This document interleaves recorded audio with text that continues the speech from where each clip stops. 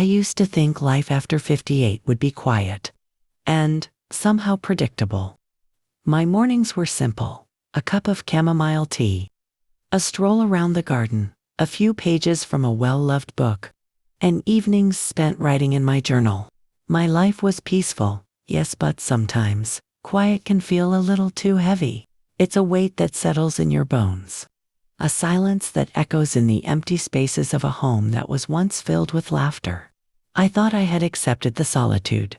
After all, I had learned to live with it over the years. David, my David, was gone 10 years now. A heart attack, swift and merciless, that stole him between one breath and the next. We had planned for retirement. 4 travels to the Scottish Highlands. 4 afternoons spent spoiling grandchildren. Those plans turned to dust, and I was left with a house full of ghosts and a heart full of quiet ache. I moved to Willow Creek to escape the memories that lurked in every corner of our old home. But sometimes, I could still feel the loneliness whispering, reminding me that someone was still missing. I loved Willow Creek Retirement Community. Its manicured paths, its friendly but respectfully distant neighbors, its small, vibrant gardens, they made me feel safe. Here, I had grown accustomed to my own company, to the rhythm of my own heart, and the subtle pulse of life around me. Or so I told myself. My journal was my confidant, its pages filled with unsent letters to David, snippets of poetry, and the mundane details of a life being lived but not fully embraced. It was on one such late afternoon, the air tinged with the first chill of approaching autumn, that I wandered down to the koi pond. I carried my journal as usual, hoping the soft breeze and the gentle rustle of the willow trees would help me gather my scattered thoughts. I sat on my favorite bench, the one slightly hidden by a weeping willow, and opened my journal, letting the pen move freely across the page. "The koi are slow today," I wrote.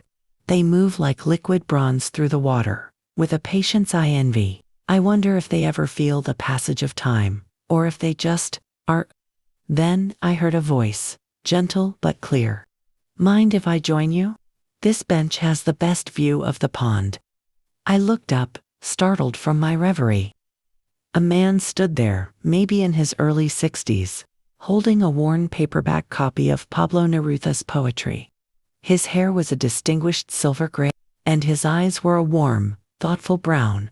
His smile was gentle, hesitant, but there was something else. Something in the curve of his brow, the quiet intensity of his gaze, that felt inexplicably familiar, as if I'd known him in a dream. I nodded, closing my journal slightly. "Of course," I said, my voice softer than I intended. "It's a public bench." He sat, leaving a respectful space between us. We watched the koi together, swirling lazily in their watery world. For a long moment, no words were spoken. The only sounds were the rustle of leaves, the gentle splash of a fish, and the distant laughter of other residents. And yet, in that silence, I felt a strange, profound ease, a sense that I didn't need to fill the space with chatter. He was the one who broke the silence, his voice as calm as the pond surface. "I come here often, I guess. Sometimes we're drawn to places where we feel most at peace." I smiled, a genuine, unforced smile. "Me too, this place.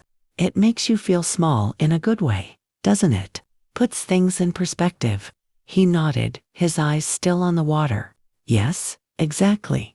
And somehow, it feels like life is slower here, easier to breathe. The world outside, it's all rush and noise. But here, you can just be." I thought, he sees it too. He understands without needing to ask questions. Maybe that's what people call a connection. "I'm Claire," I said, venturing a little further.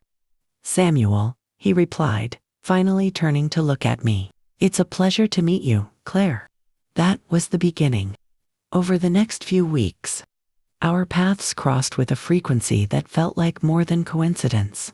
Sometimes at the bench, sometimes on the walking path that wound through the oak grove, sometimes in the small, sun-drenched community library, where the smell of old paper and polish hung in the air. Our conversations were slow, meandering things, like a gentle stream. We shared stories not all at once, but in fragments, like pieces of a mosaic. He told me about losing his partner, Eleanor, 5 years ago to a long, cruel illness that stole her away, piece by piece. He spoke of her love for gardening, her terrible singing voice in the car, the way she could light up a room simply by walking into it. His voice would grow thick with a love that had outlasted death.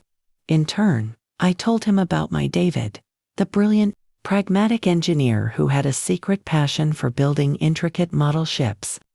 I told him about the sudden, shocking void his death left, a void I was still navigating a decade later. I think the hardest part, I confessed one afternoon, as we walked past the rose garden, is not having that one person who remembers your life with you. The small jokes, the way you took your coffee, the look on your face when you were worried. It's like a part of your own history has been erased. Samuel stopped walking and looked at me, his eyes deep with understanding. Yes, he said simply. That's it exactly. It's the shared memory that dies, and you're left as the sole keeper of a world that no longer exists. In that moment, I felt the tight, frozen knot of loneliness inside me loosen, just a little. For the first time in a decade, I didn't feel like I was carrying my grief alone. One afternoon, Samuel brought an old, leather-bound notebook to our bench. The cover was soft with age, the pages yellowed at the edges. Eleanor's, he explained, his voice reverent. She wrote poetry, silly, beautiful, heartfelt things. I haven't been able to read them in years. I had my journal with me, filled with my own thoughts and small, hesitant poems I had never shared with a living soul. That day, we took a risk. He read me a short, whimsical poem Eleanor had written about a stubborn dandelion growing through a crack in the pavement. I, my hands trembling slightly, read him a few lines I'd written about the sound of rain on a tin roof. It was a sacred exchange. We weren't just sharing words. We were sharing the most vulnerable parts of our souls. And in that sharing, we found a strange, beautiful reflection of our own hearts, our patience, our hope, our losses, and our quiet, enduring strength. Small, serendipitous things began to happen, adding a layer of magic to our budding companionship. A cardinal, a brilliant splash of red, would land on a branch near us whenever our conversation grew particularly deep. One day, the community lounge was playing a vinyl record of Vivaldi's Four Seasons, a piece Samuel had told me was his and Eleanor's wedding song. We discovered we had both visited the same secluded beach in Maine, decades apart, and had both been captivated by the same lonely, windswept lighthouse. I asked him once, as we watched a sunset paint the sky in fiery hues, do you ever feel like some things aren't just coincidences? Like they're happening exactly when they're supposed to? He smiled, a slow, thoughtful smile that reached his eyes. Yes, I don't think it's magic, Claire.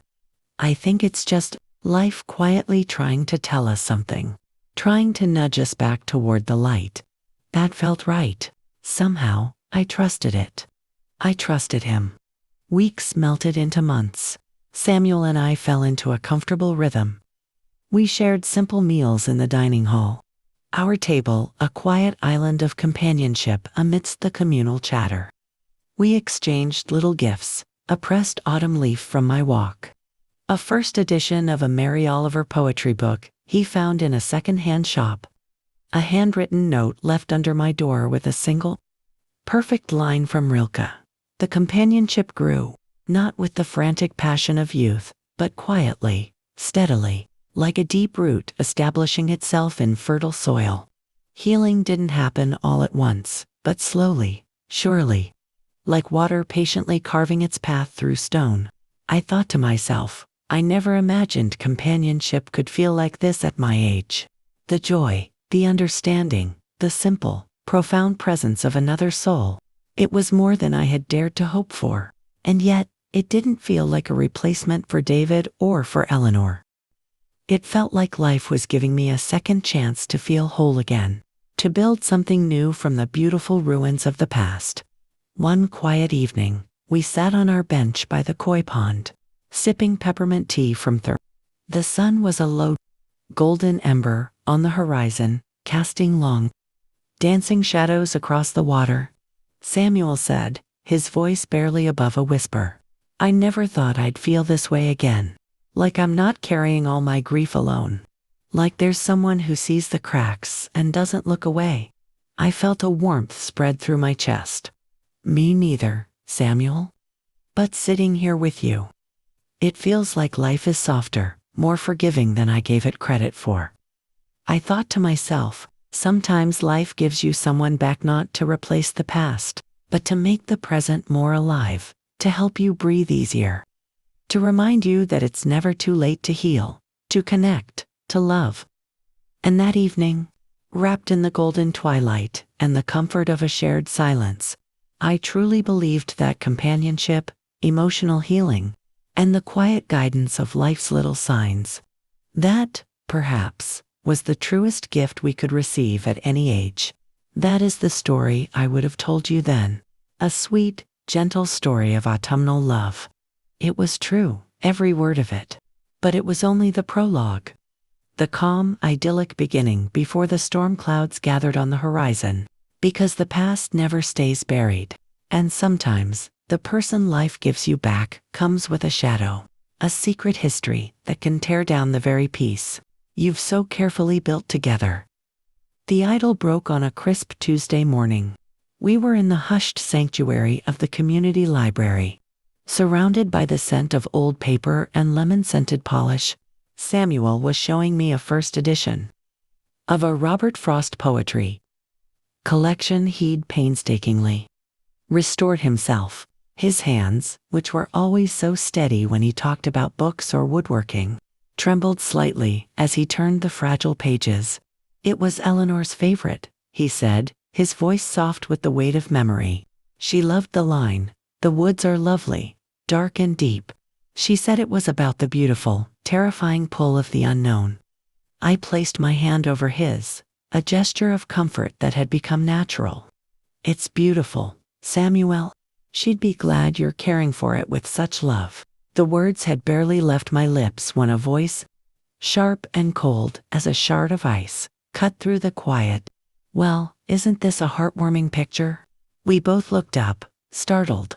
A woman stood at the end of the bookshelf, maybe in her late 30s, dressed in a severe, expensive-looking black suit that seemed to suck the warmth from the room.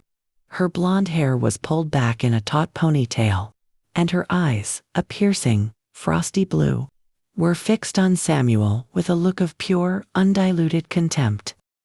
"Amelia," Samuel breathed. The name was a gasp. The color drained from his face so completely I thought he might faint. The Frost book slipped from his fingers and thudded softly on the table. What in God's name are you doing here?" "I could ask you the same thing, Dad." She spat the word like it was poison. "Living it up in your gilded cage, playing house while your own family is left to clean up your mess." I felt a chill that had nothing to do with the air conditioning. "Dad," Samuel had spoken of a daughter, of course.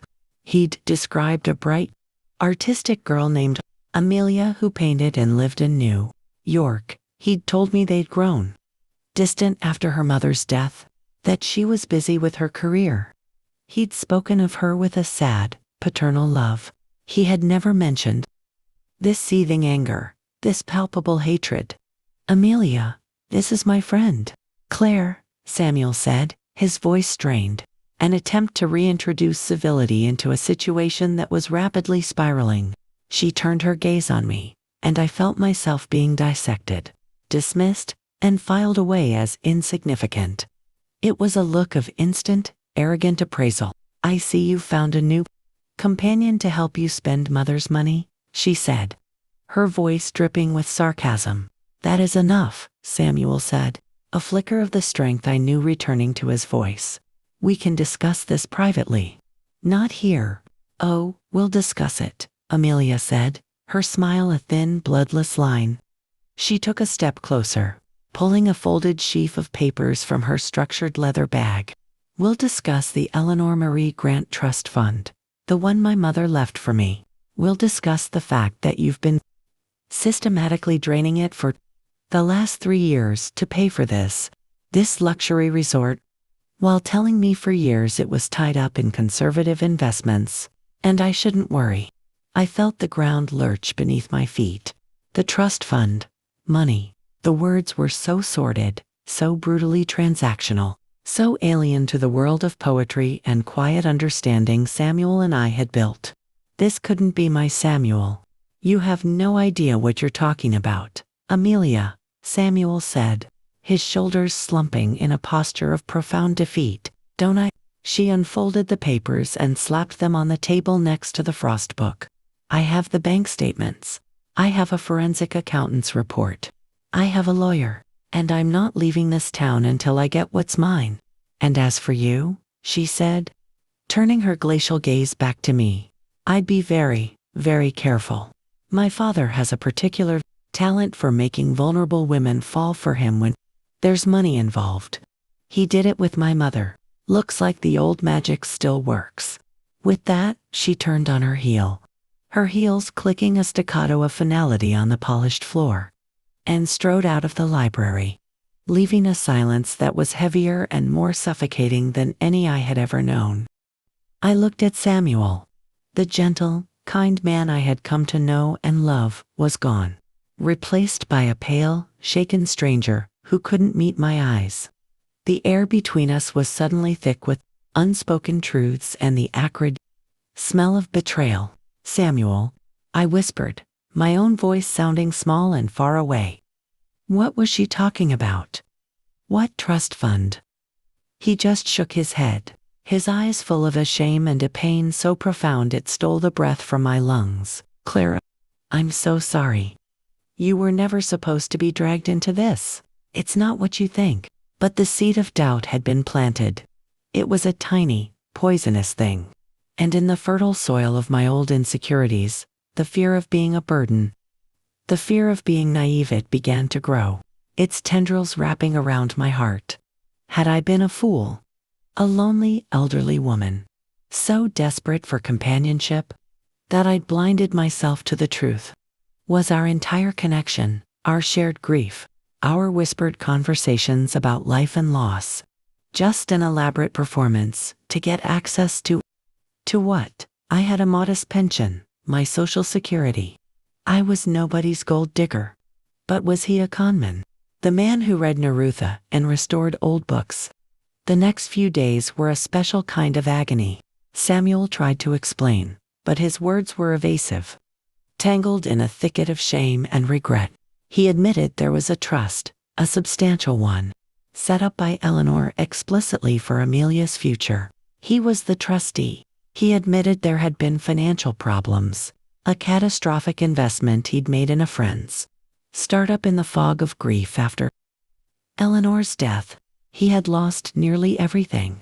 To avoid selling the family home, a place filled with memories of Eleanor, and to afford the steep costs of Willow Creek, which offered the medical support he needed after a minor stroke, he had begun borrowing from Amelia's trust. I was going to pay it back, Claire. I swear it. He pleaded with me in my cottage, his eyes red-rimmed and desperate. The house is worth more than the debt. I was always going to sell it and repay every last penny with interest. I just needed time. I couldn't lose this place. It was my sanctuary after losing her. And then I met you, and this place became everything. But Amelia's words were a constant, venomous echo in my mind. He has a talent for making vulnerable women fall for him when there's money involved. The beautiful peace we had built was now shattered glass under our feet. Our walks were filled with a tense, heavy silence. Our shared meals were tasteless, eaten with downcast eyes. The koi pond, once our place of solace, now felt like a stage for a tragic play whose script I had never seen. The final, definitive blow came a week later. I was in my cottage, trying and failing to lose myself in my journal, when there was a sharp, imperious rap at the door. My heart sank. I knew who it was before I opened it. It was Amelia, standing there like an avenging angel, flanked by a man in a slightly rumpled suit who held a thick manila envelope, as if it were a weapon. "Claire, this is Mr. Davies," she said, her voice dripping with a false, cloying sympathy that was worse than her open hostility. "He's a process server. We are filing a petition for a conservatorship. Given my father's clear cognitive decline and his pattern of financial exploitation, the court needs to appoint a responsible guardian. And given your close and rapidly developed relationship with him, you are named as an interested party." The world seemed to tilt on its axis. A conservatorship. They were trying to have him declared incompetent, to strip him of his rights, his autonomy, his dignity, to take control of his life as if he were a child. And they were pointing a finger at me, painting me as some kind of predatory, opportunistic hag. Mr. Davies, avoiding my eyes, thrust the envelope into my hands. The paper felt toxic, radioactive. "This is a terrible misunderstanding," I stammered, my heart hammering a frantic, panicked rhythm against my ribs. "Is it?" Amelia arched a perfectly sculpted eyebrow. "We'll let the probate court decide. I suggest you distance yourself from my father, Claire, for your own legal and financial protection." As they walked away, I stood frozen in my doorway, the unopened envelope feeling like a lead weight in my hands, a harbinger of a coming war. I looked down the winding path toward Samuel's cottage. The man I thought was my second chance, my gift from life, had brought a whirlwind of chaos, legal terror, and public humiliation into my carefully ordered world. The quiet I had so cherished was gone, obliterated, replaced by the terrifying, cold reality of a legal battle. I closed the door, my hands trembling so violently I could barely turn the lock. I had spent a lifetime, and especially the last 10 years, building a quiet, dignified life after unspeakable loss. And in a few short weeks, it had all crumbled to dust. The whispers of loneliness I'd felt before Samuel now seemed like a comforting, familiar lullaby compared to this roaring, deafening storm of betrayal and fear. I was alone again. But this time, it was 1,000 times worse. Because now I knew exactly what I was missing. And the memory of that happiness made its loss in acute, physical pain. I didn't sleep that night. I sat in the dark of my living room. The legal documents spread on the coffee table, glowing palely in the moonlight. I read them by the light of a single lamp. The language was cold, clinical legalese, but its intent was brutal. It painted Samuel as a confused, gullible old man, his judgment impaired by age and grief. It painted me as a newly introduced individual who had ingratiated herself and was in a position of undue influence. It was a lie, a grotesque caricature of our beautiful, fragile connection. But as the long, dark hours dragged on and the first hints of dawn began to paint the sky in streaks of rose and charcoal, something shifted inside me.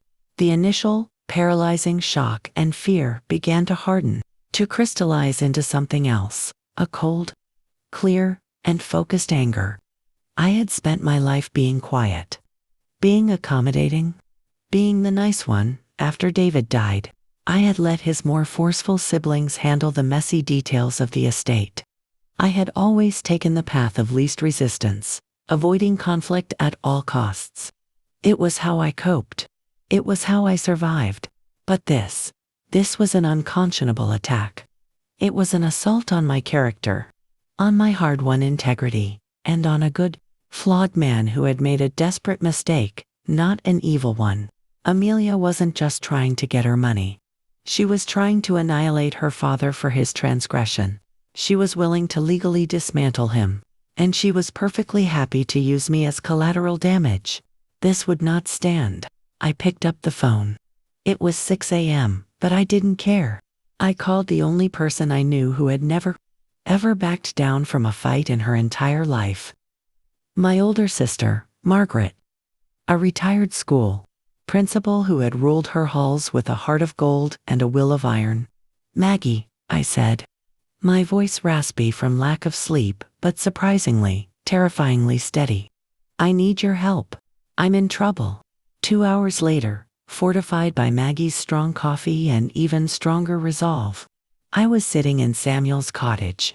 He looked utterly broken, a hollowed-out version of the man I knew. The legal papers were strewn across his kitchen table. I'll just give her what she wants, he whispered, his head in his hands. I'll sign everything over. I'll leave Willow Creek. I can't fight this, Claire. I can't. I can't put you through this. I've ruined everything. No, Samuel, I said, my voice firm, leaving no room for argument. He looked up, startled by a tone he'd never heard from me before. We are not giving in to this. We are not rolling over. But how? He asked, his eyes pools of despair. She has lawyers. Bank statements. It looks terrible. Then we get a better lawyer, I stated, the plan forming with a clarity that felt like a superpower, and we find our own facts. We fight fire with truth. With Maggie's formidable networking skills, we found Eleanor Morgan, a sharp, no-nonsense attorney in her 60s who specialized in elder law and probate litigation. She had kind eyes that missed nothing and a spine of tempered steel. She met with us in her office, a room filled with books and a palpable sense of competence. This, she said after a thorough review of the petition, her voice calm and analytical, is a classic, albeit aggressive, case of financial bullying masquerading as concern. It's a conservatorship threat used as a blunt instrument to gain control. It's more common than you think. Adult children see their parents' resources, panic about their own inheritance or financial stability, and use the legal system to seize the reins. Now, Samuel, she said, turning her full attention to him. For this to work, I need absolute, unvarnished honesty from you. No more half-truths. Every detail. And so, under the gentle but unwavering gaze of Eleanor Morgan, the whole, messy truth finally came out. It was both simpler and more complicated than Amelia's damning narrative. After his wife's death, Samuel, adrift in a sea of grief, had invested a large portion of his personal savings, not the trust funds, in a longtime friend's can't miss green energy venture. It was a catastrophic failure. The friend vanished, and the money was gone. He was left with almost nothing but his Social Security and the life insurance money Eleanor had left, which she had explicitly and legally placed in a trust for Amelia's future, naming Samuel as the trustee, to avoid selling the family home a place saturated with memories of Eleanor and to afford the comprehensive care he needed at Willow Creek after his silent stroke. He had begun, with a heavy heart, borrowing from the trust. He wasn't living lavishly. He was covering basic living and medical expenses. And he had kept meticulous, almost obsessive records of every single penny taken, with a clear, documented plan to repay the entire sum with interest from the eventual sale of the house. It was a breach of my fiduciary duty, Samuel admitted, his voice thick with shame. I know that it was wrong. But it wasn't theft. It was survival. And I was too proud and too ashamed to tell Amelia I had failed so spectacularly. Eleanor Morgan leaned back in her chair, steepling her fingers. He's not incompetent, she stated firmly. He made a series of poor financial decisions under extreme emotional duress. A bad investment, followed by a failure to communicate, followed by a misguided but documented plan to rectify the situation. This is not the profile of a man who needs a guardian. This is the profile of a man who needs a good financial planner and a chance to make things right. We can fight this. And so, the fight was on. We countersued. alleging malicious prosecution and intentional infliction of emotional distress. The discovery process was a brutal, invasive ordeal. Amelia's lawyers deposed me for hours. Their questions designed to trap me, to paint my relationship with Samuel as a calculated gold-digging operation. "Would you say you love Mr. Grant?" one of them asked, his tone implying the word was a criminal act. I held my head high, my back straight, my voice steady. "I would say that I care for Samuel deeply," I replied, looking him directly in the eye. We found companionship and understanding in each other after profound loss. We talk about poetry, and our pasts, and the simple joy of watching koi in a pond. If you are asking if I am with him for his money, the answer is no. His financial situation was, and remains, none of my business. I was no longer the timid widow from the bench. I was Claire, a woman fighting for her life, her reputation, and the man she loved, and we found our own ammunition. The private investigator Eleanor Morgan hired discovered that Amelia was not the wronged, struggling daughter she portrayed in court. She was deeply in debt from a lavish Manhattan lifestyle, a failed boutique, and a penchant for high-stakes gambling. Her sudden, aggressive demand for the trust fund was a panic-driven move to cover her own massive financial liabilities. The turning point came during a court-ordered mediation session. Amelia, still believing she held all the cards, was her usual venomous, entitled self. "He stole from me. From my mother's memory," she shrieked at the mediator, pointing a trembling finger at Samuel, who flinched as if struck. "He borrowed," I corrected her, my voice calm but cutting through her hysteria. I spoke for the first time in the session, and everyone in the room turned to look at me. "And he has a documented, viable plan to repay every single cent, with interest. But you're not interested in being repaid, are you, Amelia? You're interested in punishment. You're furious at your father for being happy, for moving on, for finding a sliver of peace and companionship after your mother died. You want him to be as lonely and as miserable as you are. You can't stand the thought that his life didn't end when hers did." She stared at me, her mouth slightly agape, stunned into a rare silence. The mask of righteous anger cracked, and for a single, fleeting second, I saw the wounded, grieving, and terribly lost little girl that Samuel had always described to me. The mediation ended with a hard-fought settlement. Samuel would immediately list and liquidate the family home, and the proceeds would be used to repay the trust fund in full, with a pre-agreed interest rate. In return, Amelia would immediately and permanently drop the conservatorship request and all legal claims against me. There would be no admission of guilt from either side, and we would have no further contact. It was a draw, but it felt like a victory. It was over. We walked out of the lawyer's office into the bright, almost blinding afternoon sun. Samuel looked older, weathered by the storm, but the cloud of defeat and shame in his eyes had lifted. He was lighter. He took my hand, his grip firm and sure. "Claire," he said, his voice thick with an emotion too big for words. "You were magnificent. I've never seen anyone. I don't have the words to thank you.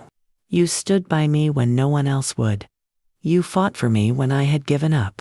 You stood by me when I was just a lonely woman on a bench who thought her life was over," I replied, squeezing his hand tightly, tears finally welling in my eyes. "We stood by each other, Samuel. That's what you do." We didn't go back to Willow Creek right away. We went to a small anonymous park downtown and sat on a bench, much like the one where we'd met, watching children play and pigeons strut. "I have a confession," Samuel said after a long, comfortable silence. That first day, at the koi pond, it wasn't entirely an accident. I looked at him, curious. "I'd seen you before," he admitted, a sheepish, boyish smile touching his lips. "Walking in the garden, always with your journal. You had this quiet intensity, this grace. I found out your name from Brenda, the kind nurse at the front desk. I started going to the pond at the time you usually did, hoping against hope I'd finally muster the courage to talk to you." He chuckled softly. I guess I was even more desperate for a connection than I let on. I smiled, a real, genuine, effortless smile that felt like the first one in months. "So life didn't just give us back to each other. You did a little of the work yourself." "We both did," he said. "You were the one brave enough to finally fight." We followed through with the settlement. He sold the house that was filled with so many ghosts. We repaid Amelia every penny, severing that toxic tie forever. And with what was left, we did something we had only dared to whisper about in our dreams. We didn't stay at Willow Creek. The memories there were now irrevocably tainted by Amelia's invasion. Instead, we pooled our resources and bought a small, cozy, slightly ramshackle cottage near the rugged Oregon coast. It has a wild, untamed garden, a small koi pond we built together with our own hands, and a library filled with our commingled collection of books, Neruda and Frost beside my Mary Oliver and Rilke.